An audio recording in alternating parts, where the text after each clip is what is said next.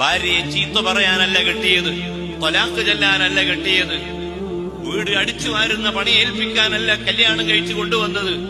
അവളെ ഏറ്റവും മാന്യമായ രൂപത്തിൽ ശ്രദ്ധിക്കുകയും അവൾക്ക് ആവശ്യമായത് വാങ്ങിക്കൊടുക്കുകയും അവളെ ഉപദേശിക്കുകയും ചില യാത്രകളിലൊക്കെ അവളെ കൊണ്ടുപോവുകയും ചെയ്ത് ആ ഭാര്യയുടെ അവകാശങ്ങൾ പരിരക്ഷിക്കുന്ന വലഹുന്ന മിസ്ലുല്ലദി അലൈഹിന്ന, പുരുഷന് ഏതെല്ലാം അവകാശങ്ങളുണ്ടോ ആ അവകാശങ്ങളൊക്കെ സ്ത്രീക്കും ഉണ്ട്.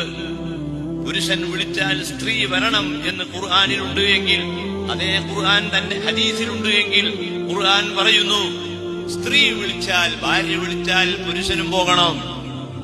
ഭാര്യ വിളിച്ചു, ഭർത്താവിനെ വിളിച്ചു, നിങ്ങളൊന്ന് വേഗം വരണം, നീ പറഞ്ഞത് കേൾക്കാനല്ല ഞാൻ എന്ന് പറയാതെ ആ ഭാര്യ പറഞ്ഞത് കേട്ടുകൊണ്ട് ആ ഭാര്യയെ സ്നേഹിച്ചും ഇഷ്ടപ്പെട്ടും കൊണ്ട് ജീവിക്കേണ്ടവനാണ് ഭർത്താവ്.